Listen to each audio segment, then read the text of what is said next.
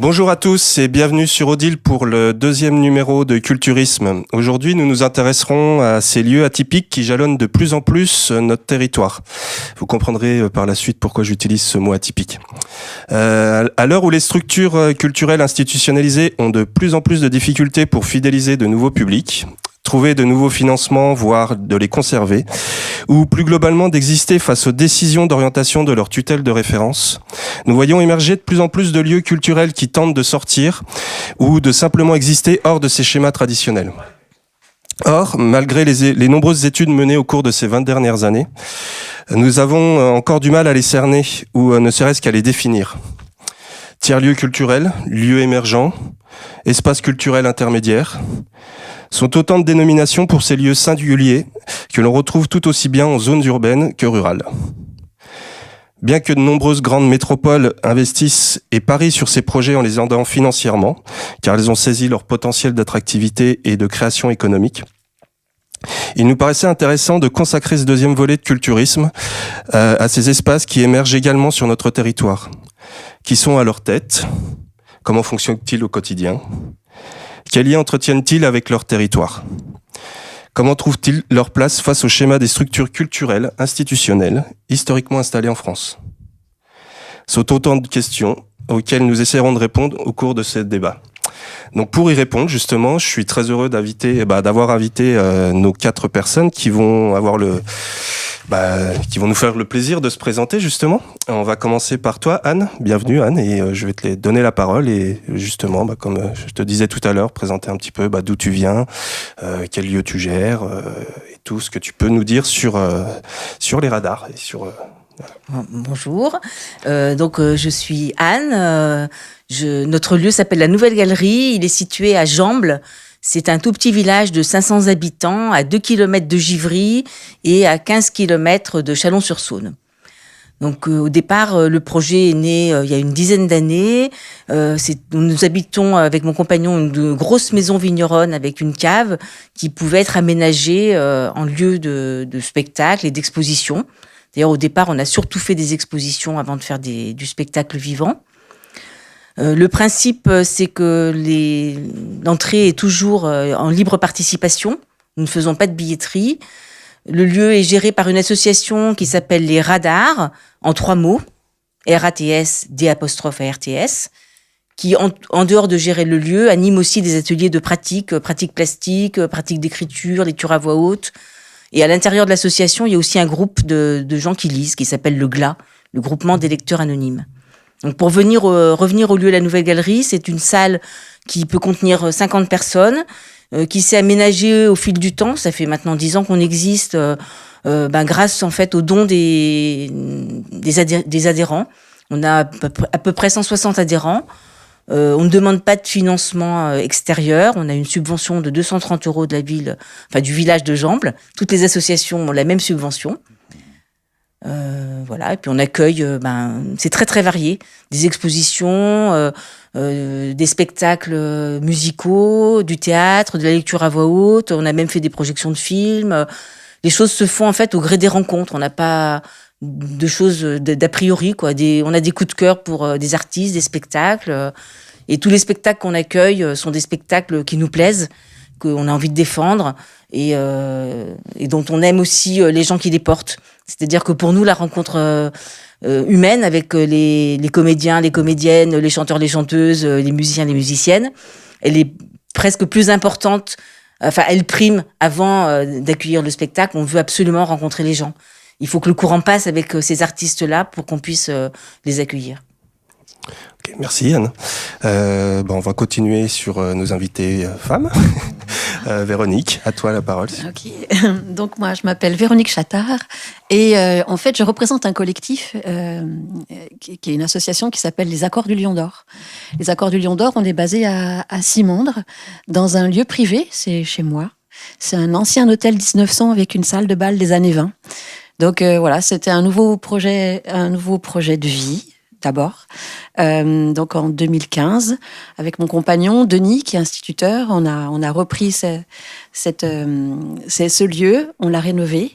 Et puis, on l'a rénové déjà au niveau de l'hôtel. Et je savais que la salle de bal, peut-être, allait devenir quelque chose. Avant, j'étais metteur en scène. J'ai eu une compagnie de théâtre pendant 22 ans en Rhône-Alpes, en Savoie. Et j'ai décidé de tout arrêter, de faire les choses autrement. Et voilà, j'ai fait une formation en économie sociale et solidaire pendant 1 an. Et ça m'a amené vers la réflexion autour des tiers-lieux. Ce mot-là, qui n'est pas anodin. Et voilà. Et du coup, on a commencé des choses. J'explore avec les autres, avec mes compagnons et avec les habitants du village de Simandre, un lieu vivant. Comment on peut faire revivre une salle de bal des années 20 avec différentes activités. Et aujourd'hui, au bout de 2 ans et demi, c'est des spectacles qu'on accueille, certes, des artistes en séjour de travail aussi, mais c'est pas que ça. C'est comment on met en lumière la culture des habitants, parce que cette salle de bal, c'était pas rien, c'était un lieu de fête, un lieu de cérémonie, c'était un lieu de rencontre, d'association, et c'est comment on fait revivre ce lieu avec les habitants. Voilà, donc il y a eu des expositions autour de la salle de bal. Et puis aujourd'hui, il y a un jardin partagé. Il y a du maïs qui a été planté. Et je ne savais pas que j'allais cultiver du maïs. Et voilà, et c'est surtout un lieu intergénérationnel où les générations s'entraident et on cultive ensemble. Donc l'idée, c'est comment on va vers un tiers-lieu. On en parlera plus tard, mais avec la philosophie du permaculturel. Comment vivre dans la notion préserver l'environnement, se préserver les uns les autres, prendre soin des uns des autres de manière durable. Voilà. Okay. Petite question avant d'enchaîner sur nos 2 autres invités, Véronique. Tu dis que tu viens d'une autre région. Oui. Donc, pourquoi Simandre? Et est-ce que tu peux nous situer aussi Simandre sur la carte? Alors, pourquoi Simandre? Je savais pas. J'habitais en Savoie, mon compagnon à Reims. Bon, alors, trouver un lieu entre, je crois que la Saône-et-Loire est une plus grande terre de passage, ça je l'ai appris. C'est un endroit aussi par rapport à nos moyens financiers où voilà, moi je cherchais au départ une grange. Je cherchais une grange, je cherchais un patrimoine rural. On a cherché des vieilles fermes, c'était un peu nos repères. Et voilà, donc c'est pour ça qu'on a cherché et Le Bon Coin nous a amenés en Saône-et-Loire. Et j'ai visité 26 biens, beaucoup en Saône-et-Loire, en Bourgogne, mais dans le Charolais aussi, beaucoup dans le Brionnais. Et en fait, c'est le lieu qui nous a appelés. C'est-à-dire que je cherchais une grange et en fait, quand j'ai vu la salle de bal, tout était là dans la dimension de l'accueil et dans les proportions. On peut accueillir 100 personnes. Et voilà. Et Simandre est à côté de Tournu, à 12 km de Tournu, à 17 km de Louhans, à 7 km de Cuisery, à 22 km de Chalon-sur-Saône, à 1 heure de Lyon, 1 heure de Dijon. C'est assez extraordinaire. On est à 3/4 d'heure du Creusot. Enfin voilà, il y a beaucoup de choses autour de nous très riches. Ok, merci beaucoup Véronique. Olivier ? Oui, alors Olivier David, je représente ici la Fabrique, installée donc à Savigny-sur-Garonne, un lieu dédié à la création artistique pour le spectacle vivant. Donc on a fait l'inauguration en mai 2011, donc c'est dans une ancienne fromagerie. Pour vous situer, donc j'ai dit Savigny-sur-Garonne, à côté de Cormatin, non loin de Cluny en définitive. Et donc c'est un projet que j'avais en tête depuis bien longtemps, puisque j'avais ça en tête depuis 99 environ. L'idée c'était de finalement trouver un lieu où finalement je me serais contenté de 400 mètres carrés, mais c'est vrai que j'ai tout de suite flashé sur ce lieu qui finalement fait 1500 mètres carrés, donc c'est un peu plus gros que ce que j'avais imaginé. Mais en tout cas, ce lieu permettait justement de faire en sorte qu'on puisse décider plusieurs espaces, donc notamment un grand théâtre, un petit théâtre, et puis surtout beaucoup d'espaces qui permettaient justement que des pratiques puissent se mettre en place bien différentes, c'est du cirque, enfin voilà, vraiment toutes disciplines confondues, puisque là c'est vraiment tout le spectacle vivant. Donc que dire? Donc un lieu dédié à la création artistique, oui, parce que depuis l'inauguration en mai 2011, on a à peu près à 2000 jours de résidence d'artistes, donc ça fait quand même beaucoup. Et puis on touche donc beaucoup de compagnies et on met en place aussi donc des événements qui permettent justement de montrer des stades de création, mais surtout une programmation culturelle, de façon à ce qu'on puisse finalement se retrouver dans une dynamique collective d'artistes, puisque à l'occasion de ces résidences, ils se rencontrent. C'est vraiment le cœur du projet. C'est-à-dire que la fabrique n'a pas pour vocation de mettre à disposition des espaces, mais plus un état d'esprit où finalement les artistes peuvent se côtoyer en cernant finalement les besoins, les envies, et puis on met en place des rencontres judicieuses pour alimenter leur projet. Voilà. Qu'est-ce que je peux dire? On développera. On pourra développer par la suite. Okay. Merci Olivier. Je t'en prie. Donc Cédric, notre dernier invité, bienvenue. Bonjour. Donc je suis Cédric Touzé. Je représente ici le petit théâtre du Bas de l'Âne, qui se situe à Saint-Jean-de-Trézy, qui est entre Couches et Saint-Léger-sur-Deûne, donc peut-être mieux connu pour Couches au niveau du jazz à Couches, qui est un gros festival qui a lieu en juillet.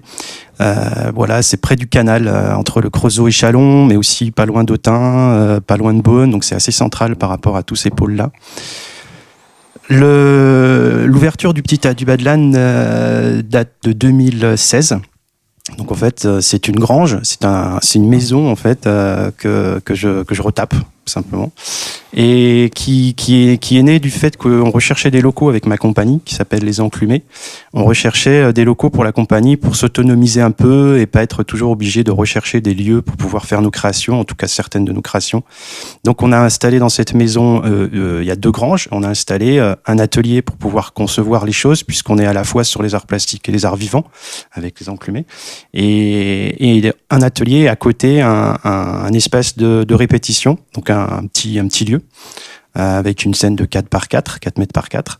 Et on s'est dit très vite, si on ouvre ce lieu pour nous, vu qu'il est dans le village, pourquoi pas en faire profiter le village, les habitants et les artistes qui en auraient besoin. Voilà. Donc c'est vraiment né de ça. Et depuis 2016, donc là ça va être la 3e année où on a une programmation spectacle, exposition, concert, mais pas que, parce que justement on n'est pas que dans l'idée de culturel, mais aussi dans l'idée justement de solidarité, enfin voilà, on en reparlera tout à l'heure. Moi j'aime bien utiliser le terme anthropologie avec ce genre de lieu, mais voir les choses autrement. Mais aussi on fait des choses, par exemple on accueille le Fab Lab justement de Châlons cette année, le Fab Lab chalonnais qui va venir faire ce qu'ils appellent un repair café par exemple, donc réparation d'objets. Donc voilà, on est dans cette idée aussi d'ouvrir. L'année dernière, on a eu tout un week-end autour de l'environnement où il y a eu des jardins, des visites dans les jardins, voilà, des choses comme ça. Donc on est en dehors de ça. Voilà pour dire situer à peu près ce qu'est le théâtre du Bas de l'Âne. Ok, merci beaucoup, merci à vous tous.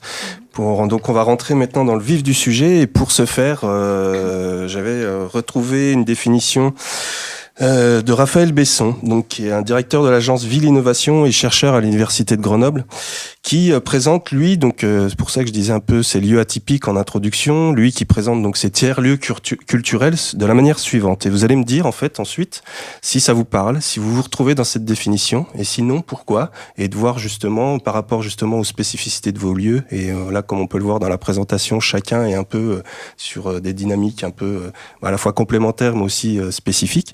Voir comment on envisage tout ça.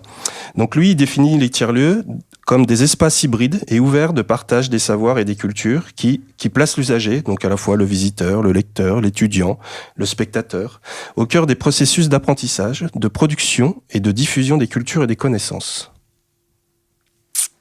Alors, grand débat, grande question. Est-ce que je trouve qu'il y a déjà des thèmes qu'on retrouve dans la présentation de vos lieux? Alors, qui souhaiterait rebondir là-dessus? Est-ce que vous vous sentez proche de cette définition-là? Comment vous la travaillez au quotidien? Est-ce que c'est des questions qui vous percutent dans vos réflexions de programmation, de gestion de lieux? C'est vrai que lorsque je présente la fabrique parfois, je dis que c'est avant tout un lieu citoyen, déjà, d'une part. Et c'est vrai que finalement, la culture, entre guillemets, est un prétexte pour que finalement ceux qui s'y rendent, que ce soit artistes ou finalement spectateurs, puissent se retrouver dans un lieu. On parle du spectacle qu'on a vu ou qu'on va voir, mais on peut aussi parler d'autres choses. Voilà, donc c'est vrai que du coup surtout que ça ouvre peut-être un peu plus à ce que lui disait, mais oui, moi je pense que je suis, en tout cas, tout à fait d'accord avec lui. Moi, j'aimerais amener cette notion. J'aime bien changer de point de vue depuis que je suis avec ce Bas de l'Âne, avec ce théâtre. Ça aussi, ma pratique a changé en tant qu'artiste. Et Et j'aime bien utiliser un autre point de vue qui est plutôt le point de vue de scientifique d'anthropologie, enfin sans faire de grosses théories, hein. Mais tout simplement en fait de plus parler de culture et d'anthropologie dans le sens du vivant. C'est-à-dire qu'en fait j'ai repris il y a pas longtemps, j'ai écouté une émission d'un anthropologue justement qui s'appelle Philippe Descola, si je ne me trompe pas. Qui parle par rapport à tout ce qui est anthropocène et en tout cas en ce moment sur toutes les questions en fait d'effondrement de notre société, des gros enjeux de notre société. Quand il parle de ça, il parle que notre capacité à pouvoir changer les choses pourrait venir de notre capacité justement à réintégrer du vivant dans nos territoires, dans nos vies autour de nous, dans nos mondes, et ainsi de suite. Et je trouve qu'en fait, finalement, avec un lieu, en tout cas pour le petit théâtre, j'imagine vous aussi, c'est justement un peu ça. On réintroduit en fait du vivant. On va stimuler du vivant dans des écosystèmes sociaux, on va dire, qui se sont un peu effondrés aussi quelque part, puisque par exemple moi pour le théâtre, pour Saint-Jean-de-Trézy, il y a eu des écoles, il y a eu des cafés, il y avait des lieux, et ça fait bien longtemps que tous ces lieux ont disparu, qu'il n'y a plus d'école, et que, même si j'aime pas ce mot vulgaire, c'est devenu un peu un village dortoir. Il n'y a pas de centre-bourg, il y a plusieurs hameaux, mais il y a quand même une identité, et les gens viennent ici, de plus en plus se sentir ici, quand même, ils sont à Saint-Jean-de-Trézy, ils sont pas ailleurs. Et donc recréer un petit peu, remettre un lieu comme ça commun, d'action commune, de rencontre finalement, qui est bien au-delà de juste, c'est comme tu dis, le prétexte, oui, c'est la culture, ouais, qui crée du lien pour pouvoir justement recréer, redonner du sens à cet écosystème social en fait, quoi, quelque part. Enfin voilà, dans l'idée quoi. Oui, nous on se situe pas tellement en fait. J'entendais ce que tu disais tout à l'heure, des gens de Simande qui viennent, partage de culture, tout ça. Ouais. En fait, à Jamble, c'est pas tellement. Enfin, nous l'idée c'était plutôt de faire découvrir des artistes et des spectacles à des gens qui n'ont pas l'habitude de voir ce type de spectacle. Et c'est pas forcément les gens de Jamble qui viennent à la Nouvelle Galerie. Il y en a quelques-uns, mais c'est quand même majoritairement des gens qui viennent de l'extérieur. Et on peut pas dire qu'on a un impact sur la vie du village. Bon, c'est vrai que quand l'école existait, l'école a fermé il y a 1 an, on accueillait systématiquement les classes lors des expositions, on leur proposait un atelier, une visite active. Et là, je pense qu'on jouait un rôle. Depuis que l'école a fermé, on n'a plus du tout de relation aussi forte qu'on a pu l'avoir avec les habitants. C'est vrai qu'à Simande, c'est différent. Moi, je suis arrivée il n'y a pas longtemps, donc en 2015, l'association 2016. C'est vraiment en résonance ce que tu racontes par rapport à... Après, c'est vrai qu'il y a des grands enjeux de société aujourd'hui. Il y a beaucoup de gens qui parlent de cette notion d'effondrement. Et je crois que les gens ont besoin de se retrouver. Donc, et après, il y a des lieux qui existent. Et là, ce lieu qui était l'ancienne salle de bal, elle faisait partie de l'histoire du village. Donc, quelque part, ça ne sert à rien que j'ai une salle de bal, moi, d'une manière privée. C'est comment cette salle de bal de 120 mètres carrés, c'est un bien commun du village. Elle est au cœur du village. C'est vrai qu'il y a toute la vie des hameaux autour. Et c'est comment ce lieu, peut-être, il peut rassembler des gens et des usagers. Moi, je suis d'accord avec Monsieur Besson par rapport à l'usage. Et on ouvre la porte. Alors, quelqu'un qui va venir au Lion d'Or, il peut rentrer par la porte du jardin, on va dire. Et il va cultiver du maïs avec des gens qui savent le cultiver. L'école peut rentrer par la porte de la lecture, parce qu'il y a un atelier lecture ce jour-là. Il peut rentrer... tiens, il y a un artiste qui répète. Ah, puis un artiste qui peut qui peut entrer parce qu'il a trouvé ce lieu pour répéter. Et puis, je sais pas, c'est aussi un lieu où on vient faire un signe parce que du coup, on est au cœur du village. Donc, notre cuisine, c'est l'ancienne salle de café. Elle se transforme en buvette pendant les événements. Donc, du coup, c'est comment la mémoire de l'ancien en train de remonter dans ses solidarités d'antan. En milieu agricole, en plus, elle existait là. Elle existait vraiment là parce que on se rendait le temps avant. C'est-à-dire, on participait à des travaux collectifs et puis après, c'était l'occasion aussi de rendre le temps à quelqu'un d'autre. C'était l'occasion de chanter, de danser, de faire de la poésie ensemble. Donc, on rejoint peut-être ça et c'est vrai que moi, je suis en découverte de la Bresse. Donc, je suis en découverte de cette culture qui passe par différentes choses et qui sont de l'ordre du patrimoine immatériel aussi. Donc, et que peut-être tout ça, peut-être de partir sur la base de cette mémoire, mais pas pour rester dans le passé. Hein, c'est vraiment pour construire le futur. Enfin, aujourd'hui, par exemple, il y a Jeannette je vais parler de Jeannette. C'est quelqu'un qui a 83 ans dans le village. Eh ben, elle est venue petit à petit me raconter les souvenirs du village. Mais Jeannette, elle est aujourd'hui, enfin là, le 14 mars, on va se retrouver à aller écouter Pierre Rabhi ensemble. Et voilà. Enfin, du coup, c'est tout le chemin qu'on a fait 3 ans ensemble. Et on est entre la mémoire et partager ces fameuses compétences qu'on retrouve dans les tiers-lieux et les usages différents qu'on va faire. Et, enfin, voilà. Moi, je réfléchis là-dessus en sachant que tout se re-questionne tout le temps et qu'il n'y a pas de... Comment dire, ce sont des lieux ouverts. Il n'y a rien de figé. Il y a rien de figé. Voilà. Et ça prend différentes formes, en fait. Je crois que la notion de culture ou de création... Elle peut émerger et prendre toutes sortes de formes et qui nous dépassent un peu, mais qui va résonner chez l'autre à un moment donné, chez un autre artiste ou chez le voisin qui est juste en face et qui va venir faire un stage de masque avec nous. Enfin bon, ça prend différentes justement, formes. je voulais rebondir sur ce que tu disais tout à l'heure, Véronique, sur cette notion d'économie sociale et solidaire, justement. Ouais. Et je voulais avoir votre avis si vous vous sentiez proche de ces politiques menées dans le cadre de cette économie sociale et solidaire. Je rappelle, pour donc ce que c'est que l'économie sociale et solidaire, ça désigne un ensemble d'entreprises organisées sous forme de coopératives, mutuelles, associations ou fondations, dont le fonctionnement interne et les activités sont fondées sur un principe de solidarité et d'utilité sociale. Et justement, je trouve que dans ce que vous pouvez évoquer, chacun de votre côté, ça répond un peu à ça. Pas trop, toi, Anne, aussi? Ou est-ce que tu te sens plus proche de cette définition-là que celle de Besson? Ou est-ce que, par rapport à ce que disaient les autres invités, tu sais, sur ce rapport de comment vous jouez par rapport à votre territoire ou le lien avec les publics? Moi, je me sens pas proche. Enfin, personnellement, je me sens tout à fait proche de l'économie sociale et solidaire. Je considère pas que notre projet, la Nouvelle Galerie, rentre dans cette dynamique-là d'économie sociale et solidaire. Même s'il y a de la solidarité, parce qu'on accueille des artistes. L'objectif, nous, c'est de mettre un lieu à disposition d'artistes qui veulent montrer leur travail. Donc, en ce sens-là, on est dans la solidarité totale.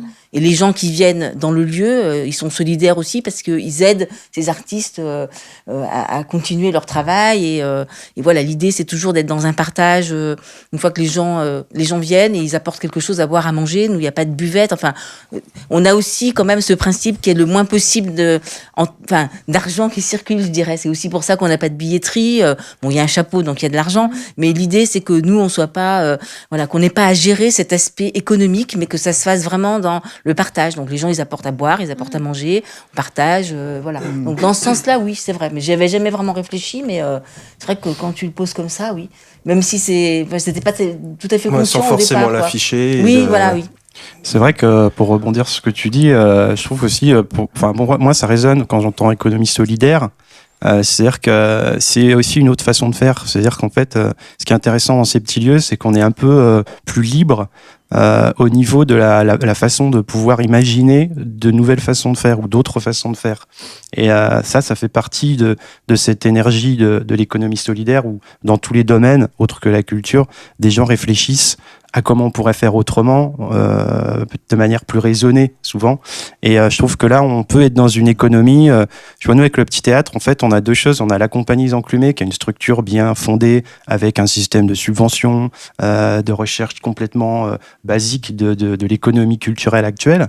Et à la fois, moi, ce qui m'intéresse aussi dans le petit théâtre du Bas-de-Lanne, c'est que du coup, ça me permet aussi de réfléchir à autre chose pour voir comment on peut glisser peut-être vers de nouvelles, ou certainement des choses qui existent, mais d'autres façons de faire pour pouvoir naviguer dans tout ça, dans les deux sens, à la fois dans une économie réelle, actuelle, et une économie nouvelle qui va dépendre un petit peu... On est libre à travers ça, plus libre en fait. On est moins dans quelque chose de lourd, d'administratif. Nous, avec le théâtre, par exemple, on a vraiment défini les choses. Il y a d'un côté la compagnie et le théâtre, on ne demande pas d'argent. On est sur la recherche de fonds privés. En gros, c'est les gens qui vont subventionner le lieu s'ils veulent qu'il existe. Et à chaque fois qu'il y a une représentation, on explique aux gens pourquoi ce lieu il est là, ce qu'on souhaite que ça devienne, que ce soit aussi un peu leur lieu, et qu'à chaque fois qu'ils donnent, donc nous on a une billetterie qui est d'ordre de 5 ou 6 euros, pour favoriser le fait, on leur dit, ces 5 euros c'est pour les artistes. Si vous venez, le lieu continue à exister. Si vous venez pas, ça veut dire qu'il n'y a pas forcément plus d'utilité à ce que ça existe, et nous on n'est pas là pour dire, il faut absolument qu'il y ait de la culture dans le village. Donc c'est plus ouvert, je dirais, en fait, c'est dans la recherche. Finalement, économique. c'est remettre l'humain au centre en fait. Ouais, c'est ça. Voilà, et c'est ça qui est prépondérant finalement. Et qu'ils viennent pas uniquement comme des consommateurs finalement, donc consommer de la culture ou je ne sais quoi d'autre, mais en tout cas qu'ils soient finalement acteurs d'une façon aussi de partager des choses, partager des émotions et partager des débats. Donc un lieu de vie où finalement on peut voilà, tout simplement discuter, se rencontrer et puis faire avancer plein de choses, parce que c'est de toute manière à travers ces rencontres où finalement les choses se décident. On est le peuple avant tout. Moi, ce que je trouve important, c'est cette notion de liberté dont tu parles. Nous, c'est vraiment quelque chose qui nous tenait vraiment à cœur, quoi. On voulait être totalement libre, n'avoir aucune injonction de quiconque sur qui on reçoit et ce qu'on fait, etc. Cette notion de liberté, je la trouve importante. Et moi, j'ajouterais aussi une notion de transformation. Alors, c'est peut-être un petit peu, ambitieux, mais je pense que nous, ce qu'on propose, il y a beaucoup de gens qui nous le disent. Quand on vient, on est souvent déstabilisé. C'est des choses qui sont parfois très audacieuses au niveau de la musique, notamment. On accueille énormément de musique contemporaine. Mais en fait, les gens disent, mais on n'écouterait jamais ça, mais ça nous a pas déplu. Et on sait que quand on vient, on va être surpris. Et moi, je suis très contente que les gens viennent en se disant, on va être surpris. Et après, bon, comme il y a toujours un temps après d'échange avec les artistes, ou comme tu disais tout à l'heure, on discute pas forcément d'art, on peut discuter de tas d'autres choses. Du coup, les gens s'approprient le lieu aussi comme ça. Et du coup, le regard porté sur le type de musique ou de théâtre ou qu'ils ont vu va être complètement différent parce qu'il y a ce temps après. Et moi, l'objectif, je dirais presque, c'est de faire changer le regard des gens sur la création contemporaine. Bon, c'est un petit peu ambitieux de dire ça, mais voilà, quoi. Non, mais c'est vraiment ça. Et puis aussi sur moi, je sur tout simplement le mot culture, en fait. Surtout, moi, je vois dans un village où en 3 ans, on commence à se faire accepter quelque part, parce que moi aussi je suis un peu étranger, je suis arrivé à Sainte-Trésie, j'étais pas du tout là avant, dans ce secteur-là, et de montrer des œuvres en fait, de spectacles, et peu à peu les gens me disent ah mais ouais ça existe, c'est bien, on savait pas qu'on pouvait venir là, déjà rien que par rapport au lieu. Au début des gens venaient pour voir des ânes par exemple. Et en fait, certaines personnes sont venues voir des ânes, parce qu'il y a le théâtre du Bas-de-Laine. Je dis bah non, c'est un théâtre. Ah bon? Là, j'ai des gens maintenant qui disaient ah mais on croit que c'était que pour les enfants. Bah non, c'est aussi pour vous. Ah bah on va venir alors. Bah oui, peu à peu la prise l'appropriation en fait par les gens. Moi, c'est vraiment le moteur du lieu quelque part. C'est que s'il y a cette appropriation là, il y a un lieu. Sinon, soit je sais pas comment faire, soit mais ça n'a pas de sens quoi. Après, nous, c'est on vrai essaie que... de faire du non hors sol, pardon. Enfin, de pas être hors sol. Ouais. Quoi. Nous, comme c'est dans notre maison, en fait, notre cave, au début, c'était très compliqué. Donc, en fait, quand on accueille des expositions, par exemple, on s'est dit, bon, on va ouvrir très, très grand le portail et on va faire, il y aura des marques au sol pour que les gens comprennent que ça commence là et que il faut aller jusqu'à la salle. Et on s'est beaucoup interrogé, justement, sur qu'est-ce qui fait qu'on a du mal à faire venir les gens du village. Et en fait, ce qui a été déclencheur qu'il y ait plus de gens qui viennent, c'est quand on a fait il y a 2 ans maintenant, je pense, un été, des spectacles dans les lavoirs. Il y a plusieurs lavoirs à Jambles. Et on a fait un spectacle de danse contemporaine lecture dans deux des lavoirs de Jambles. Et là, il y avait 130 personnes, ce qu'on n'avait jamais eu, puisque de toute façon, notre salle, elle peut pas accueillir plus de 50 personnes. Et il y a la voisine, par exemple, qui habite directement à côté de chez nous, c'est la première fois qu'elle venait. Et du coup, après, elle est rentrée dans la nouvelle galerie, parce qu'il y avait un petit pot et tout ça. Et voilà, elle a laissé son adresse. Enfin, mais il faut vraiment.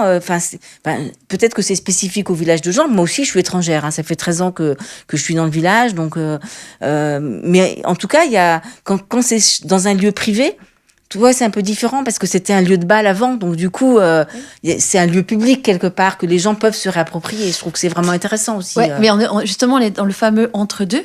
On est dans un lieu privé, mais qui est en même temps public, et c'est l'enjeu des tiers-lieux. Normalement, c'est être dans l'entre-deux, parce qu'en fait, la notion de tiers-lieu, c'est de chercher ces espaces de possible, de liberté, en fait, où on peut s'échanger les compétences, on peut créer, on peut aller vers, peut-être, je dis un grand mot, un nouveau monde aussi, mais dans ces lieux-là, et aussi, c'est parce que c'est des initiatives citoyennes. C'est-à-dire qu'elles viennent pas du haut, mais elles viennent vraiment du terrain, c'est nos initiatives aux uns aux autres. Et du coup, c'est comment elles émergent, pour ça, émergence, Et après, c'est comment, avec ce territoire qui est différent partout, on fait quelque chose. Mais dans les tiers-lieux aussi, il y a cet humain qui est très présent, mais c'est cette convivialité qui est là aussi. C'est-à-dire, on n'est pas là que pour consommer quelque chose. On est bien là pour autre chose aussi. Ce fameux prétexte que tu donnes, ou cette transformation, ou alors ce partage du bas de l'âne au spectacle. Et ces moments, c'est des endroits d'exploration, vraiment. Alors, pour revenir à l'école, excuse-moi, je vais être obligé de te couper. Ouais. Mais c'est pas très grave. Garde bien l'ensemble des éléments que tu souhaitais aborder. Nous arrivons à la fin de la première partie de cette émission. Oui, il y a tellement de belles choses, tellement de bonnes choses à dire et à raconter sur ces lieux-là. Donc, je suis très heureux de vous avoir accueillis pour cette première partie. Nous nous retrouverons très rapidement pour le deuxième épisode consacré à ces tiers-lieux. Et je vous souhaite une très bonne fin de journée et à très bientôt. Merci. Merci.